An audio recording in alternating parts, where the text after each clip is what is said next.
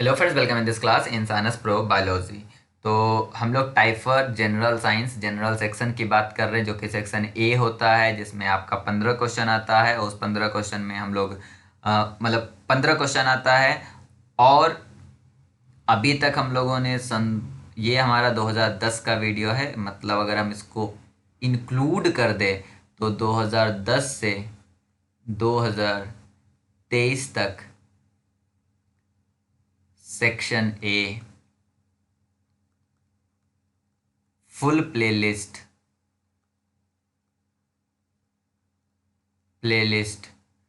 हमारे चैनल पे IPB पे पड़ा हुआ है।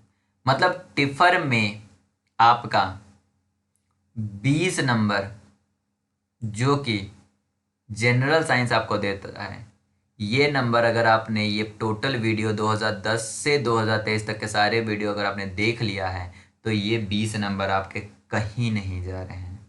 ये 20 नंबर आपको जनरल साइंस जनरल सेक्शन का आपको इसी चैनल इंसानियत प्रो बायोलॉजी चैनल पे आपको मिल जाएगा। कहीं जाने की ज़रूरत नहीं है, किसी अदर चैनल को पे जाके आपको घूमने की ज़रूरत नहीं है। जहाँ भी मुझे इस तरह की ज़रूरत पड़ी है कि मुझे लगा है कि I am not able to explain any concept in मतलब any concept inside the video, that मैंने खुद रिकमेंड करा है कि आप जाके देख सकते हो। Like the probability portion, probability के लिए आप कोई अच्छे टीचर की वीडियो देखिए। कुछ मैथ के पोर्शन अगर आप ज़्यादा इंटरेस्टेड नहीं, आपको नंबर चाहिए, तो जितना मैं बताता हूँ उसको आप फॉलो करके आप कर सकते हो। बट आपको ज़्यादा इंटरेस्ट है तो ही आप इधर उधर जाओ, नहीं तो इस चैनल पर अगर आप हो तो आपको कहीं जाने की ज़रूरत नहीं है। That is a question, easy question. Enzyme act by 12th class में हम लोग पढ़ते आए हैं कि एंजाइम क्या होता है। अगर आपको आपको ग्राफ याद हो तो याद है कि कोई भी एंजाइम मतलब कोई भी रिएक्शन अगर ए से बी हो रहा, तो इस ए को एक एनर्जी लेवल को क्रॉस करना होता है बी बनाने के लिए, दैट इज अ बी। तो ये जो एनर्जी लेवल है, that is energy level is called the activation energy. Activation energy अगर हम इसी में एंजाइम इंट्रोड्यूस करते तो एंजाइम क्या करता है, इस एक्टिवेशन एनर्जी को डिक्रीज कर देता है। That is a simple law. अगर ये एनर्जी को डिक्रीज कर देता है, एक्टिवेशन एनर्जी को, तो क्या होगा, ये एंजाइम एक्टिवेशन एनर्जी को डिक्रीज कर देगा तो रेट ऑफ रिएक्शन बढ़ जाएगा। ए से बी जल्दी जल्दी बनेगा ई के प्रेजेंट में, क्योंकि हर एक मॉलिक्यूल ए को एक फेज में जाना होता है जो कि ए स्टार होता है। यह स्टार यहाँ पे है जिस पे 50-50, जिसे ट्रांजिशन फेज बोलते हैं, जिस पे 50% चांस है ए बनने की और 50% चांस है बी बनने की। 50-50% चांस होता है ए और बी बनने की। अब चूंकि यहाँ से अगर ए वापस बनता है तो इसको सिर्फ इतनी ही एनर्जी रिलीज होगी अगर ये यहाँ से यहाँ जा रहा। बट अगर ये यहाँ से यहाँ जा रहा तो इसको टोटल इतनी एनर्जी रिलीज होगी। मतलब इस पॉइंट पर अगर तुम देखोगे तो इतना ज़्यादा एनर्जी रिलीज होगा। इतनी ज़्यादा एनर्जी रिलीज होगी तो नेचर क्या प्रेफर करेगा कि तुम यहाँ से यहाँ पे आको, कि तुम्हें ज़्यादा एनर्जी मिल रहा। ज़्यादा एनर्जी मिल रहा मतलब ज़्यादा पार्टिकल मोशन में आएगा, ज़्यादा एंट्रोपी होगी। तो इस कंडीशन में क्या होता है, ए डैश बी में बदल जाता है इस पॉइंट से। तो ये पॉइंट नॉर्मल कंडीशन में मतलब हाई होता है। बट जब हम एनर्जी एक्टिवेशन एंजाइम देते हैं तो ये एंजाइम क्या करता है, इस मॉलिक्यूल को यहाँ तक पहुँचाने के लिए इस एनर्जी को डिक्रीज कर देता है। मतलब क्या करता है, lowering the activation energy for the reaction. Activation energy को रिएक्शन के लिए कम कर देता है। दैट इज अ रीजन कि एंजाइम कैसे एक्ट करता है वो मैंने यहाँ पे बताया। ये भी कहीं ना कहीं आपने पहले ही पढ़ रखा है, इसमें कोई समझने की जरूरत नहीं है। Where would you expect to find the chemosynthetic organism. Chemosynthetic organism समझो क्या होता है। कीमोसिंथेटिक ऑर्गेनिज्म वे ऑर्गेनिज्म होते हैं जो कि एनर्जी सोर्स के रूप में केमिकल को यूज करते हैं। क्या मतलब है, एनर्जी जो है, एनर्जी सोर्स, एनर्जी लेने के लिए वो केमिकल रिएक्शन को करते हैं। मतलब creating a sugar by using the energy release from the chemical reaction. Chemosynthetic organism chemical से, केमिकल रिएक्शन से, H2S से, सल्फर बैक्टीरिया जैसे तुम्हारा हो गया, वो क्या करता है, H2S से एनर्जी लेता है, उस एनर्जी को यूटिलाइज करता है शुगर बनाने के लिए। That type of the bacteria is called the chemosynthetic organism. And chemosynthetic organism कहाँ पाया जाता है, ये क्वेश्चन इसमें पूछा गया है। जितने आपके जो डीप सी थर्मल वेंट्स है, ये जो है आपका डीप सी थर्मल वेंट्स, इसके अंदर आपका कीमोसिंथेटिक ऑर्गेनिज्म पाया जाता है। याद रखना कि ये जो आपका होता है, ये कीमोसिंथेटिक ऑर्गेनिज्म फूड वेव के बेस में होता है और ये हाइड्रोथर्मल वेंट्स में पाया जाता है। डीप सी थर्मल वेंट्स की जगह आपका एक दूसरा भी हो सकता है, क्या हो सकता है, hydrothermal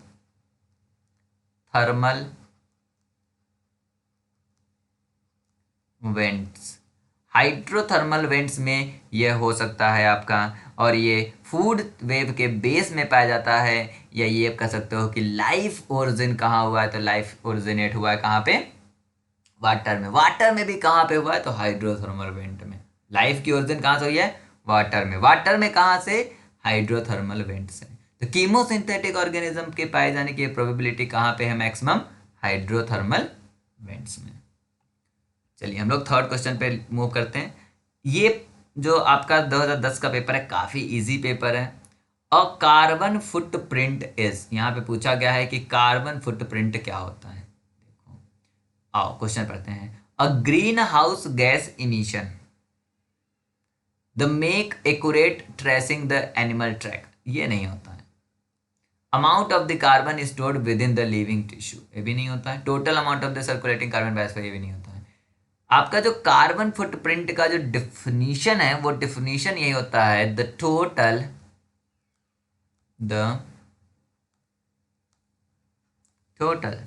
amount the total amount of greenhouse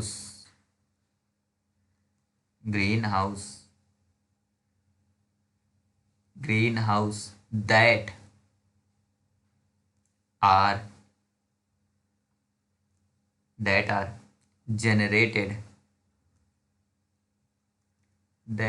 generated by an anthropogenic activity, मतलब हमारे द्वारा, हमारे एक्शन के द्वारा जो ग्रीन हाउस गैस हम रिलीज कर रहे हैं एनवायरनमेंट में, उसका टोटल अमाउंट हमारा क्या कहलाता है, कार्बन फुटप्रिंट। तो a greenhouse gas emission, total greenhouse gas emission carbon footprint कहलाता है। चलिए फोर्थ क्वेश्चन, काफी इजी क्वेश्चन है, देखते हैं इसमें क्या है। If the frequency of having light coloured hair in the human population is 0.4, देखिए यहां पे बोला गया है light colour hair, light colour hair की फ्रीक्वेंसी जो है वो आपका 0.4 है, कोई दिक्कत नहीं। अगला पढ़ते हैं। Having that of having a dimples and that of having a dimples is 0.5, तो डिम्पल की फ्रीक्वेंसी 0.5 है। यहाँ पे पूछा है what is the probability that any given individual will have either light colored hair or dimple or both, assume that these traits are independent of one another। देखो जब हमारे पास दो चीज पता चल गया, एक तो पता चलेगा लाइट हेयर और डिम्पल, लाइट हेयर की 0.5 है और डिम्पल की मतलब लाइट हेयर की 0.4 है, डिम्पल की 0.5 है। आगे बढ़ने से पहले मैं रूल बता दूं जो आपको मैंने किसी प्रीवियस वीडियो में भी बता रखा है, अभी तक आपको समझ में आ रहा होगा कि क्वेश्चन नहीं, कंसेप्ट रिपीट होते हैं, ये मैं हमेशा बताता रहता हूँ। अगर और की बात होती है तो ऐड होता है, और अगर एंड की बात होती है तो हम क्या करते हैं, मल्टीप्लाई करते हैं, क्वेश्चन में पूछा है कि ईदर लाइट कलर हेयर और डिम्पल और बोथ, मतलब या लाइट कलर हेयर की बात कर लो या डिम्पल की बात कर लो, या दोनों हो सकते हैं। कुछ भी पॉसिबल है। तो सबसे पहले हम बात ये करते हैं कि हमारे पास प्रोबेबिलिटी होना चाहिए कि लाइट कलर हेयर और डिम्पल, किसकी हमारी प्रोबेबिलिटी होनी चाहिए? लाइट कलर हेयर और डिम्पल। तो लाइट कलर हेयर और डिम्पल, तो यहाँ पे और की बात हो रही है, और क्या होता है आपका? ऐड होता है, इसको ऐड कर दो। 0.4 प्लस 0.5 इक्वल टू 0.9। तो 0.9 प्रोबेबिलिटी है LCH और डिम्पल, मतलब लाइट कलर हेयर होना हो और डिम्पल दोनों हो। ठीक है, अब दूसरी प्रोबेबिलिटी कि LCH हो एंड डिम्पल हो। क्या मतलब? LCH हो एंड डिम्पल। इसमें क्या है कि और डिम्पल हो, या LCH हो या और डिम्पल हो। इसमें क्या है कि दोनों हो। दोनों होने की प्रोबेबिलिटी क्या है आपका? 0.4 इंटू 0.5 मीन्स 0.20। ठीक है, हमें क्या चाहिए? यहाँ पे है कि और का मतलब है कि ये दोनों में से एक, और इसमें क्या है हमारे पास? इसमें दोनों LCH और एंड डिम्पल।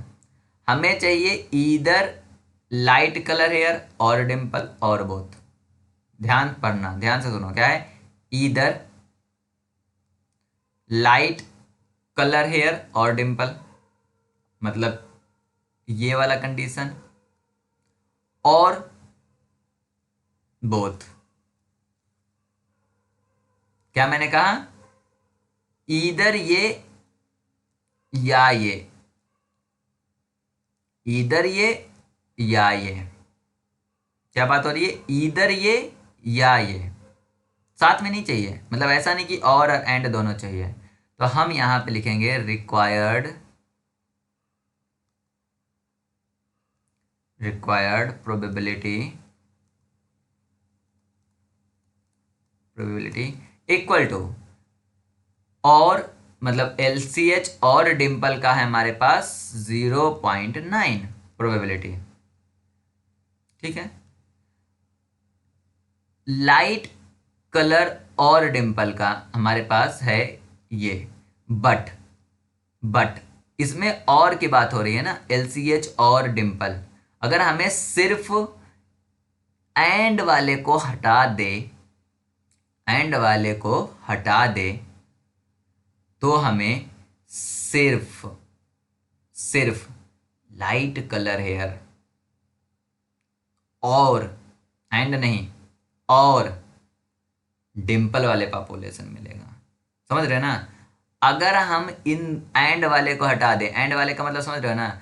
जैसे यहाँ पे ये कोई है जिसका हेयर हमारा लाइट कलर का है, और एक और है जिसका हमारे पास है, मतलब जिसके पास डिम्पल है। बट इसमें एक चीज और ऐड है। वो क्या ऐड है? वो ऐड है कि ऐसा जिसका हेयर भी लाइट हो और प्लस डिम्पल भी हो। ध्यान से समझना मैं क्या कहना चाह रहा हूं। कंडीशन ये है कि एक ये है जिसका लाइट हेयर है, एक ऐसा ये है जिसका डिम्पल है, और इसके साथ यह भी ऐड है। अगर हम इसको हटा दें तो हमारे पास सिर्फ ये बचेगा। इसकी प्रोबेबिलिटी कितनी है? इसकी प्रोबेबिलिटी है यहाँ पे दे रखा 0.24। तो हमने क्या करा? टोटल इस पूरे में से इसकी प्रोबेबिलिटी को माइनस कर दिया, तो आ गया 0.7। तो जो माइनस कर दिया मैंने प्रोबेबिलिटी में से, that is a required probability कि ईदर लाइट कलर हेयर और डिम्पल और बोथ। इसमें क्या है कि ये और ये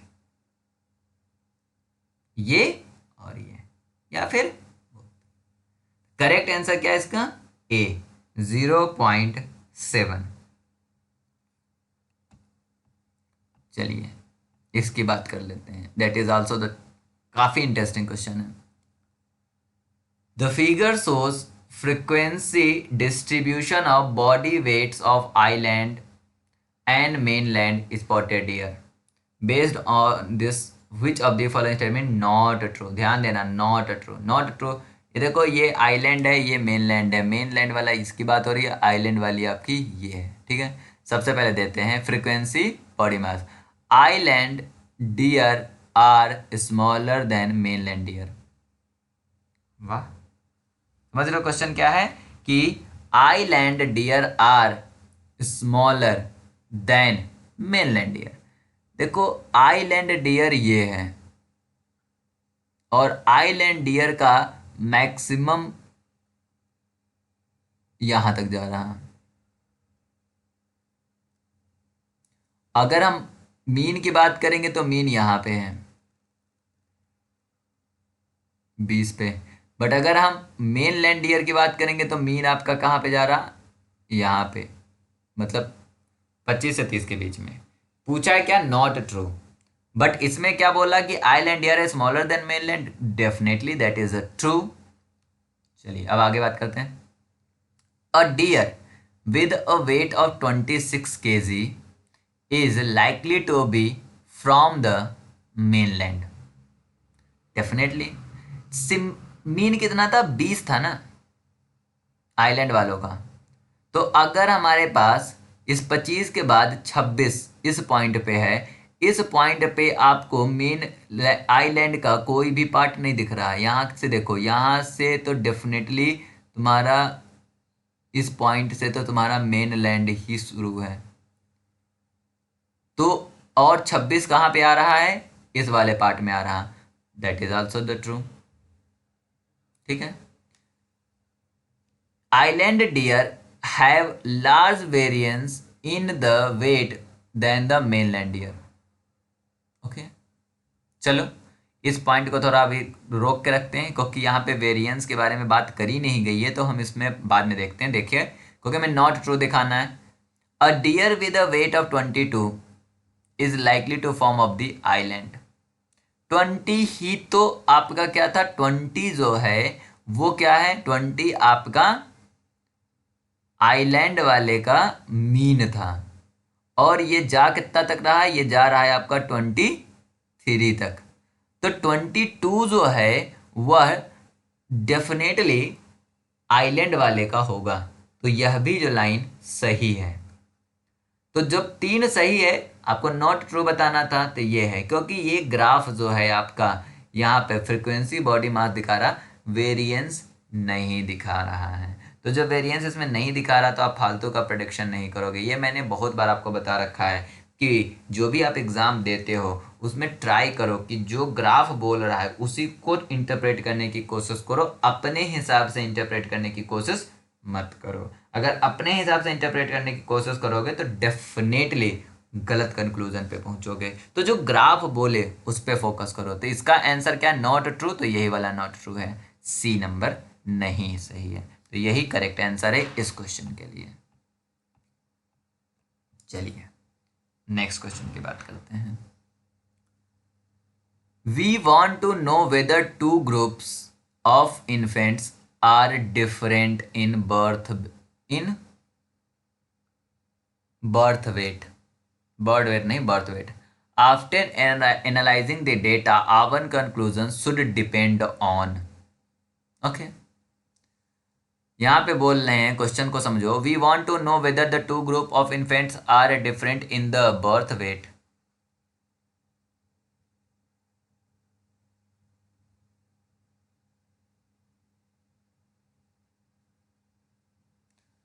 ओके, या तो कंफ्यूजन है, बर्थ वेट है, बर्ड वेट है, कोई कुछ भी हो, हमें क्या बताना है कि infant are different in the birth weight, birth weight ही होना चाहिए। After analysing the data our conclusion should depend on. तो हम एनालाइज करें तो हमारा डाटा जो है किस पे डिपेंड करता है। तो इसमें पहला ऑप्शन पढ़ते हैं, how different the mean birth weight is between the groups. ध्यान देना, बिटवीन द ग्रुप्स मतलब दो ग्रुप है, ए और बी, तो इन दोनों के बीच में क्या डिफरेंस है बर्थ वेट में, इस पे डिपेंड करेगा। The degree of within group variation is in the birth wait. देखो मान लो कि ग्रुप ए का जो है एक ये है, ठीक है, तो ये तो मीन पे डिपेंड करता है, ये मैंने मीन बनाया दोनों का, डेफिनेटली इस मीन पे डिपेंड करता ही है। इसके अलावा हमारा कंक्लूजन जो है ग्राफ में तुम्हारे पास कुछ इस तरह से बने होते हैं, that is called a standard deviation. इसमें स्टैंडर्ड डेविएशन उन्होंने साफ लिखा नहीं है, ठीक है, बट स्टैंडर्ड डेविएशन जो है वेरिएशन पे भी डिपेंड करता है, वेरिएंस पे डिपेंड करता है। तो दूसरा जो है degree of with in the group variation in birth wait, ये जो निकालते हैं हम इस मीन से कितना वेरी है इंडिविजुअल, ये हम यहाँ से ये वाला बार हमें दिखाता है।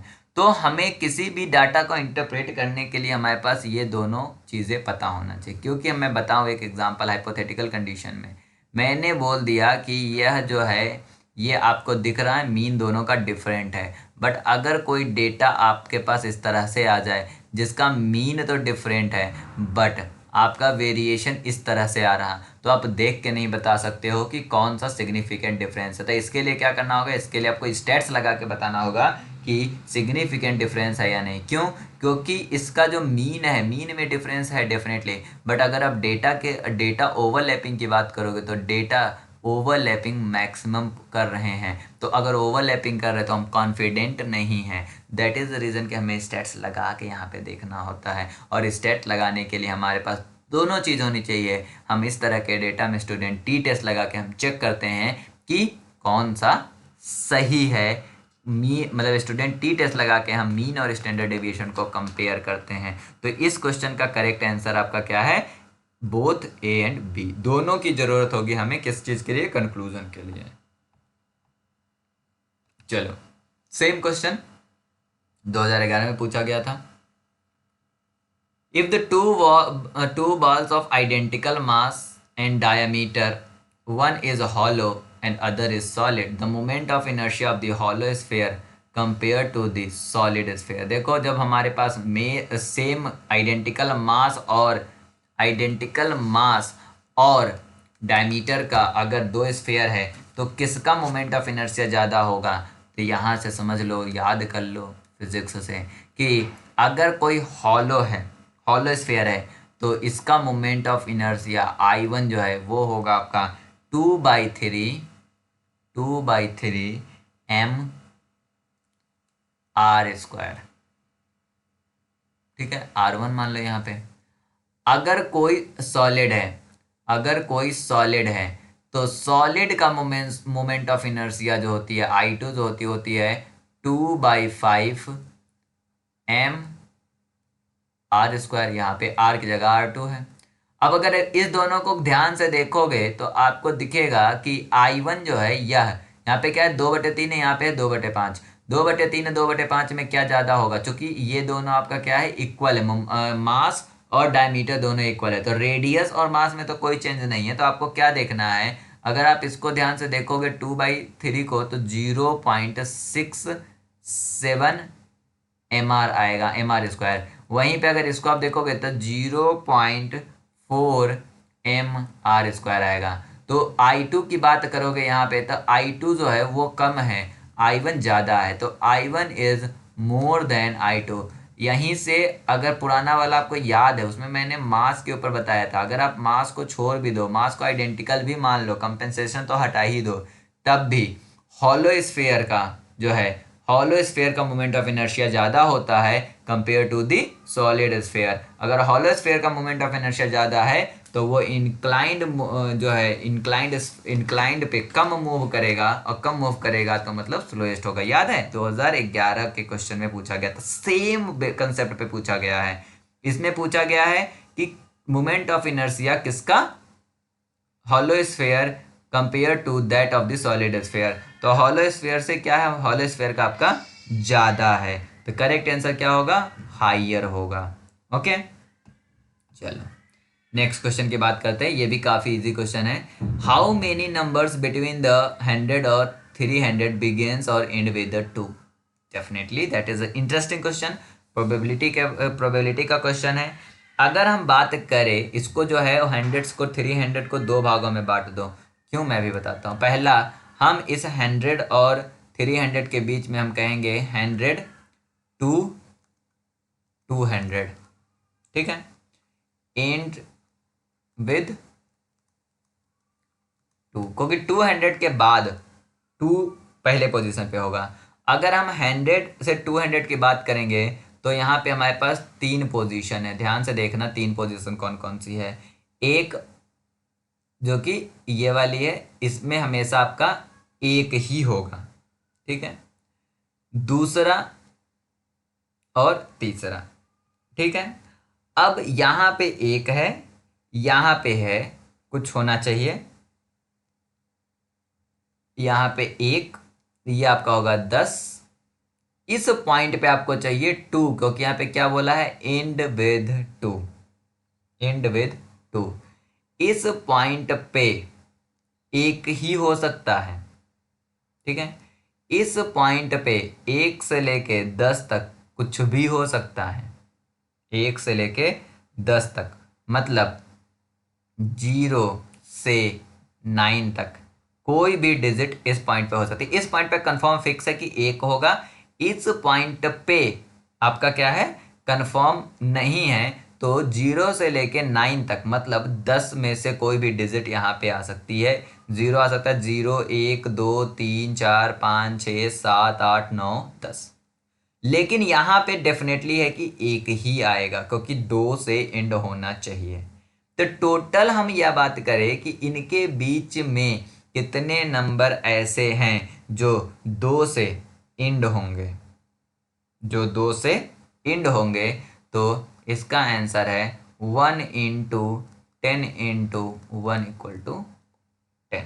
देखो, मैं एक बात बता दूं, मैं एक बात ये बताना चाहता हूँ इस पॉइंट पे कि अगर तुमको डाउट है जो मैंने सॉल्व कराया तो इसको तुम लिख कर, you have a huge time this time, मतलब अभी आप, तुम्हारे पास बहुत टाइम है, तुम प्रैक्टिस कर सकते हो, तुम क्रॉस चेक कर सकते हो कि जो सर बता रहे हो वो सही है नहीं।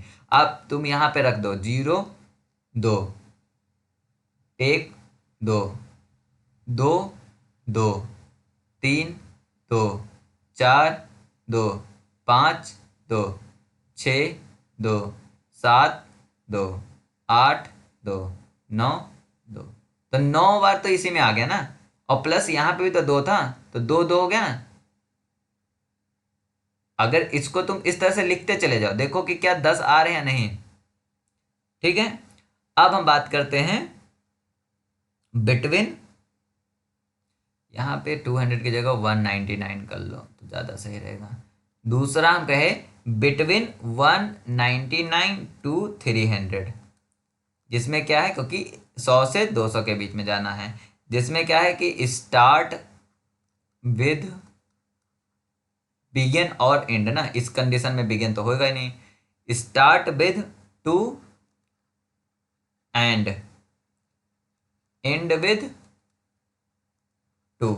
तो स्टार्ट विद 2 और एंड विद 2 ध्यान से देखते हैं, आओ, फिर वही कंडीशन है एक। इस कंडीशन में आपका 2, मतलब एक पॉसिबिलिटी है यहाँ पे,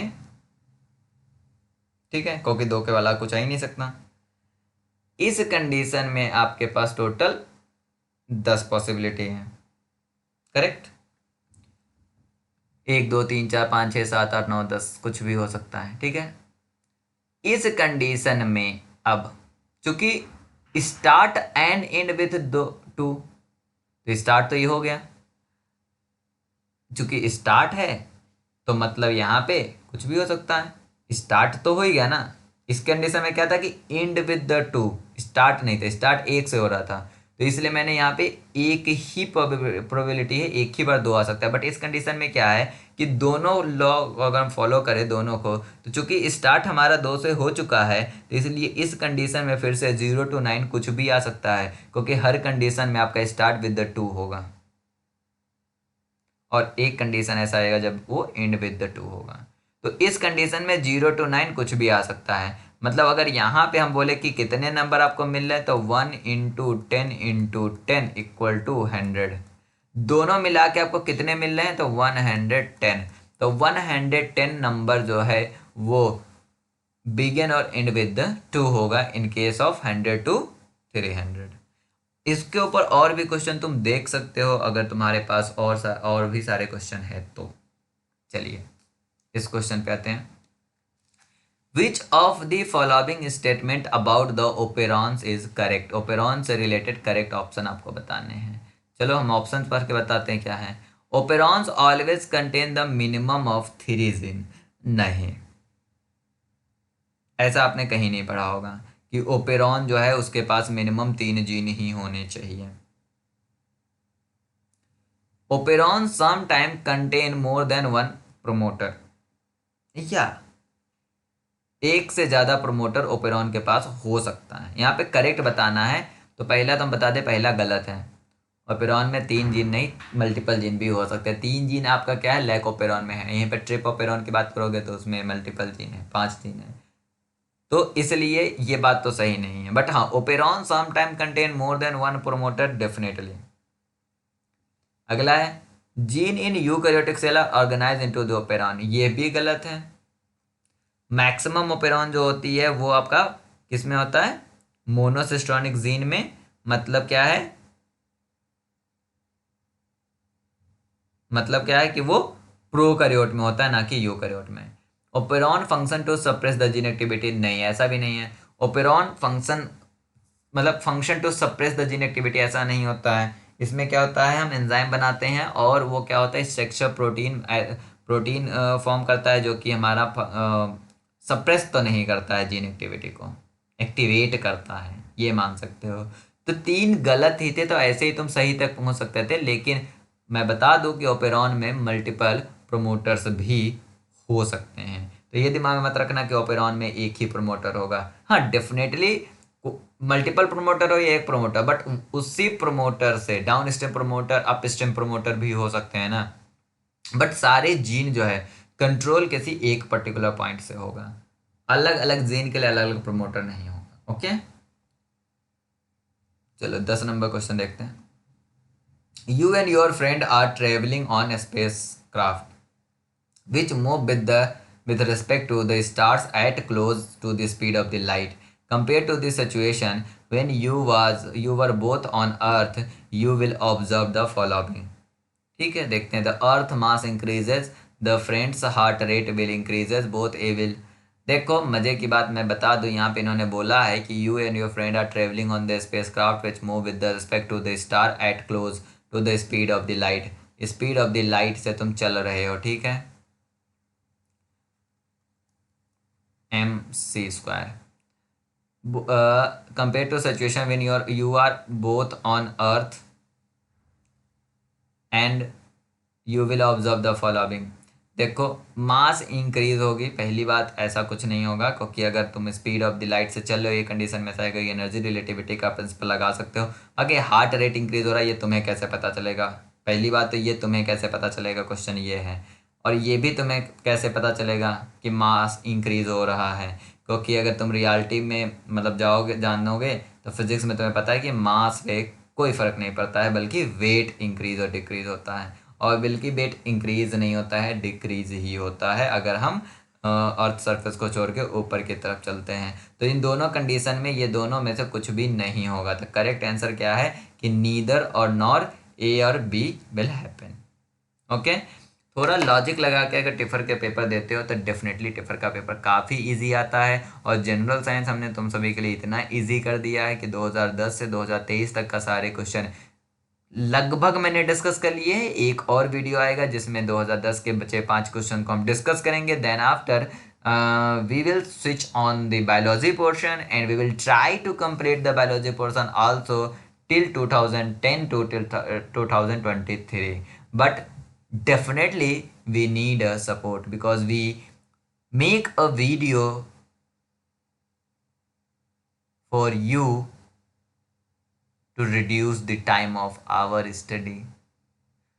थोड़ा सपोर्ट करने की तुम्हें ज़रूरत है, क्योंकि बिना मुझे भी मन नहीं करता, तुम लोग सपोर्ट नहीं करते, 10-20 व्यूज़ आते हैं, मुझे ऐसा लगता है कि या मेरा वीडियो तुम्हें पसंद नहीं आ रहा, या दूसरा पॉइंट मुझे लगता है कि मे भी तुम अपने दोस्तों के साथ शेयर नहीं कर रहे हो। पता नहीं, अगर तुम्हें मेरा वीडियो पसंद नहीं आ रहा है तो तुम नीचे कमेंट करके जाओ कि क्या कमी है। अगर मैं कहीं ज़्यादा तुम्हें कन्फ्यूज़ कर रहा हूँ तो वो भी बताओ, मैं उसको भी क्लियर करने के लिए तैयार हूँ। बट अगर वीडियो समझ में आता है तो डेफिनेटली कमेंट कर दिया करो, दोस्तों के साथ शेयर कर दिया करो ये सारी वीडियो, उनको भी काम आएगा, वो भी तुम्हें याद रखेंगे। Thank you for watching this video, bye bye. और याद रखना, टिफ़र की तैयारी सिर्फ इस चैनल पे सिर्फ क्वेश्चन के साथ नहीं होती है।